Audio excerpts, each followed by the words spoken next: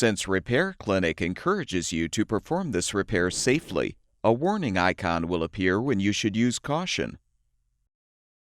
Before you replace the run capacitor in your refrigerator, be sure to unplug the power cord. Shut off the water supply as well. Have an assistant help you to pull the appliance away from the wall. Use a 1/4-inch socket or nut driver to unthread the screw securing the water supply line retainer to the rear panel.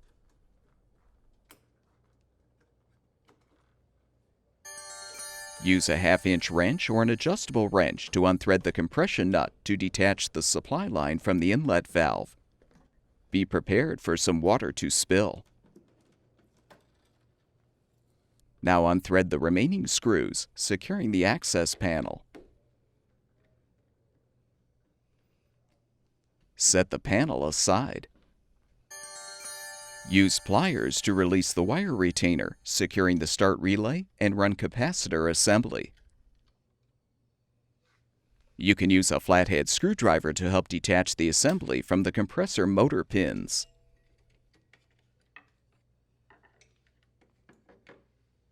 Detach the old capacitor. Install the new run capacitor by aligning it on the relay.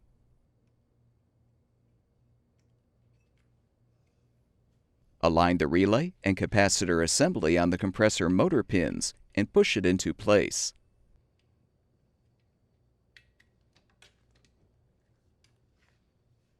Secure with the wire retainer.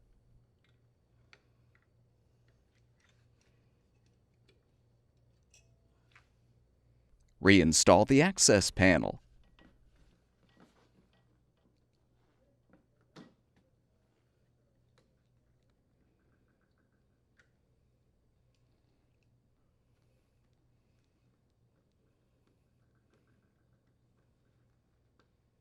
Attach the water supply line to the inlet valve by threading the compression nut.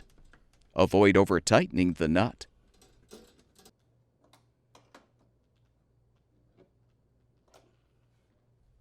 Slide on the retainer and secure it to the rear panel with the access panel mounting screw.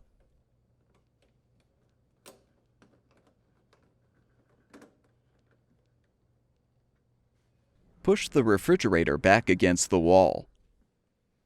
Turn the water supply back on. Plug the power cord back in, and your refrigerator should be ready for use.